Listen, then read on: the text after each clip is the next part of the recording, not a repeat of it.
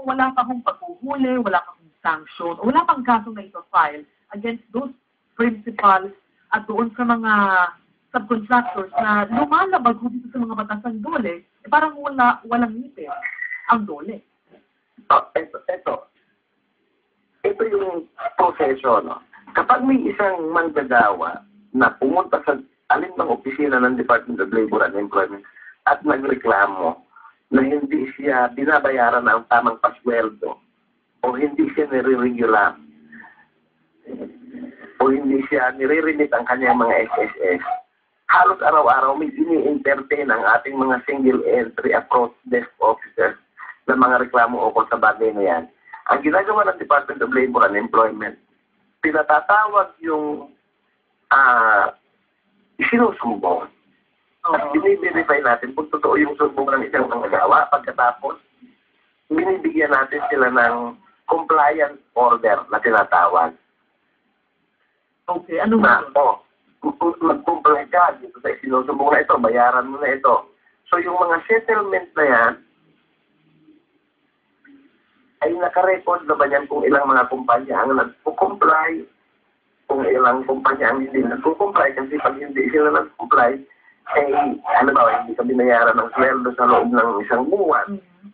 Ang nangyayari dyan kapag talagang matigas ang iyong ulo, ay yung last resort ay yung closure order o ipinasasara yung kumpanya. At si Director Romy, dahil siyang mas ipapaliwanag din ng malinaw kung ano yung epekto ng closure order para sa isang kumpanya na nasumpungan na nagba-violate ng General Labor Standards.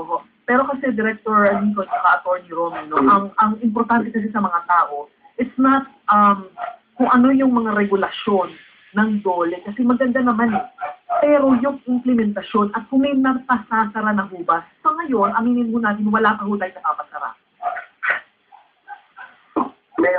Meron nang napapasara ang Department of Labor ng mga kumpanya.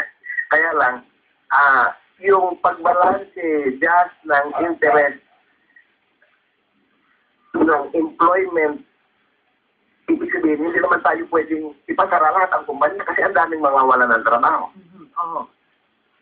So, binabalanse din natin yung interest ng mga manggagawa at saka yung representation in private mandato rin na naman ng Department of Labor and Employment. Okay. Alright. We also have a mandate. We also have a mandate kasi to preserve employment.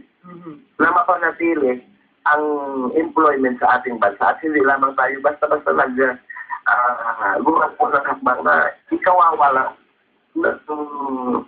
ng trabahador ng kanilang mga trabaho. Okay.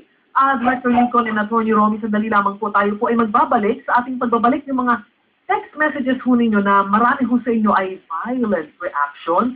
Kasama ho natin ang dalawa sa mga representante ng Department of Labor and Employment para sagutin ang inyong mga reklamo. Sa pagbabalik po ng Trabaho Panalo, dyan lamang po kayo.